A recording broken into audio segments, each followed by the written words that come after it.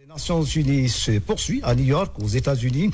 En marge des travaux, le chef de l'État, colonel Mamadi Doumbouya, chef suprême des armées, a successivement reçu hier mardi le vice-président de la République populaire de Chine et la secrétaire générale de la francophonie. Cette série de rencontres a été fructueuse sur le plan de la diplomatie et de la coopération internationale. Le résumé de ces audiences avec Omar Bari.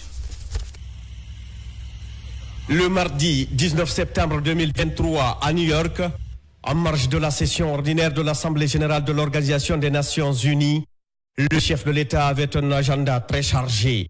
Le colonel Mamadi Doumbouya a tout d'abord reçu le vice-président de la République populaire de Chine, Han Zheng. Cette rencontre de haut niveau a rassemblé autour du président colonel Mamadi Doumbouya de nombreuses personnalités de premier rang des côtés chinois et guinéens. Dès le début de leurs échanges, le vice-président chinois a salué les bonnes relations historiques entre son pays et la Guinée, soulignant le caractère stratégique de cette dernière pour la Chine. Il a réaffirmé l'engagement de la Chine à consolider ses relations avec la République de Guinée dans l'intérêt des deux peuples. Le président colonel Mamadi Doumbouya a transmis les salutations du peuple guinéen aux autorités et au peuple chinois. Il a ensuite évoqué l'ensemble des projets dans lesquels la Chine est impliquée en Guinée, notamment le méga-projet stratégique de minerai de fer de Simandou, qui est d'un grand intérêt pour le peuple guinéen. Il a salué l'implication du géant chinois de l'aciérie Baowu dans ce projet. Le président de la République a ensuite mis en lumière des projets hydroélectriques tels que Fomi et Amaria, cruciaux pour le développement des industries en République de Guinée. Plusieurs portefeuilles de projets majeurs ont été passés en revue, incluant les finances, la coopération et la formation en transfert de technologie. La question de l'accord cadre portant sur les 20 milliards de dollars mines contre infrastructures a également été abordée. La partie guinéenne a plaidé pour une réduction des délais de traitement des dossiers, notamment en ce qui concerne la disproportion entre la quantité de bauxite exportée et le décaissement. La mise en place de mécanismes efficaces pour un décaissement plus diligent a été discutée. En outre, la partie guinéenne a mis l'accent sur le respect du code minier guinéen, notamment en ce qui concerne le délai pour la construction des raffineries d'alumine, point sur lequel 3 sociétés chinoises sont impliquées. En conclusion, le vice-président chinois a indiqué son engagement à trouver des solutions aux sujets évoqués, tout en rassurant le chef de l'État, le colonel Mamadi Doumbouya, que la Chine entend diversifier sa coopération avec la Guinée dans plusieurs autres domaines et qu'elle se tient aux côtés de notre pays dans sa marche vers le progrès. Aujourd'hui, le chef de l'État a rencontré une très haute personnalité en la personne de Monsieur le vice-président de la République populaire de Chine. Les deux personnalités ont d'abord évoqué l'histoire et l'historique des relations de coopération entre nos deux pays. Il a été passé en revue tous les engagements sur les grands projets que la Guinée vient de ressusciter, notamment sur le Simandou, le projet Simandou, et sur tous les projets qui concernent Fomi, l'énergie, Amaria, tout a été passé au peigne fin. Et les deux dirigeants se sont accordés sur le fait que la Chine, la République populaire de Chine, va encore plus s'investir dans cette coopération pour que les projets et les programmes qui ont été présentés par le chef de l'État soient soutenus beaucoup plus vigoureusement par la République populaire de Chine. Et en retour, le vice-président de la République populaire de Chine a remercié le chef de l'État pour le soutien diplomatique, politique que la Guinée apporte à la Chine, et aussi sur le plan matériel, puisque les projets qui sont là-bas, ce sont des projets miniers aussi qui apportent quelque chose à la Chine. Donc bref, ça a été un échange de très haut niveau et très fructueux pour les deux pays. Ensuite, le président de la République et la secrétaire générale de l'Organisation internationale de la francophonie, OIF, ont eu un tête-à-tête fructueux toujours dans la soirée du mardi 19 septembre 2023. Reçu par son Excellence, Monsieur le Président de la République, le colonel Mamadi Doumbouya, Madame Louise Mouchikiwabo, secrétaire générale de la francophonie, a axé son intervention sur 3 points essentiels, à savoir la réaffirmation de l'engagement de l'OIF envers la Guinée.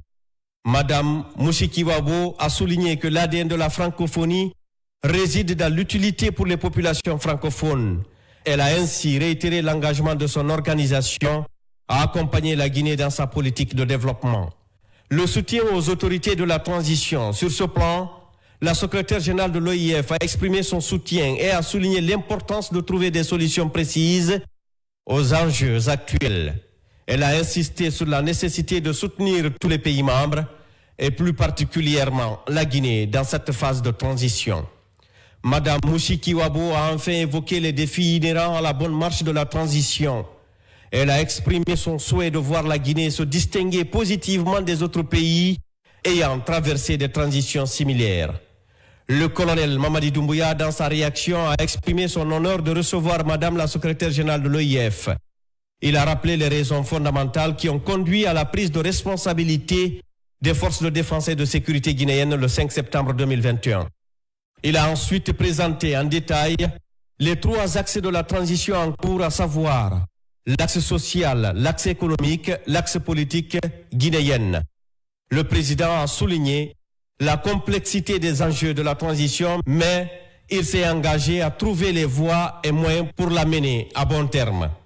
Il a mis en avant les politiques audacieuses de refondation et de rectification de l'État pour éviter les erreurs du passé connues en Guinée. C'était bien évidemment pour moi, au nom de l'organisation, de pouvoir prendre des nouvelles du pays, de comprendre comment la situation du pays aujourd'hui, sur plusieurs aspects, se présentait. Ensuite, pour parler de l'accompagnement de la francophonie, de l'OIF, en particulier de cette transition.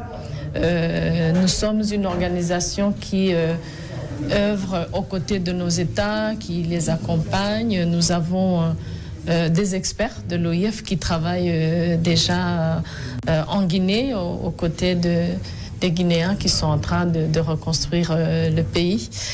Et nous allons donc continuer cet accompagnement jusqu'aux prochaines élections. Nous avons parlé donc de cet accompagnement. Et puis, bien évidemment, la Guinée, de plusieurs pays de l'espace francophone qui ont connu des crises constitutionnelles, et le pays dans l'évaluation de l'OIF qui avance le mieux, où les engagements du chef de l'État, les engagements du pays par rapport à l'organisation sont respectés. Et donc c'était important de pouvoir aussi encourager le chef de l'État à continuer sur cette visée. Et bien sûr, pour nous, nous avons, comme vous le savez, beaucoup de crises politiques et sécuritaires en Afrique de l'Ouest en particulier. Et c'est important pour l'OIF de pouvoir accompagner un État qui nous donne l'impression que c'est un État qui va s'en sortir. Et donc, c'est cet échange sur la relation de coopération entre l'OIF et la Guinée et les progrès. Il y a bien évidemment tout un chemin encore à faire et cet accompagnement-là de l'organisation par rapport au pays. Voilà les trois aspects sur lesquels nous nous sommes entretenus ce soir. Le président me donne l'impression d'un homme sincère. C'est vrai que c'est la première rencontre, mais j'ai aussi suivi depuis un an, ça fait un an maintenant, ce qu'il dit et ce qu'il fait. Et c'est très important pour une organisation comme la nôtre de pouvoir compter sur des dirigeants qui suivent leurs engagements, qui font des efforts. C'est pas facile. C'est pas facile pour un pays qui est passé par une crise de pouvoir livrer la marchandise, comme on dit. Mais c'est vrai que pour moi, en l'écoutant, surtout ce soir, parce que c'est la première fois qu'on a un entretien, et j'ai eu un tête-à-tête aussi tout à l'heure, à la fin de la réunion, le président me donne l'impression d'un homme qui dit ce qu'il pense qui pense ce qu'il dit et qui est donc sincère. Et c'est important d'échanger avec, à ce niveau-là, surtout de pouvoir compter sur la franchise, l'honnêteté, ce qui marche moins bien, ce qui est faisable, les difficultés. C'est très important d'avoir un échange franc et c'est l'impression que j'ai eue tout à l'heure. Permettez-moi d'abord de remercier Madame la secrétaire générale de l'OIF, l'Organisation internationale de la francophonie, pour avoir sollicité cette audience auprès du chef de l'État pour échanger avec lui. Écoutez, vous avez entendu ce qu'elle a dit.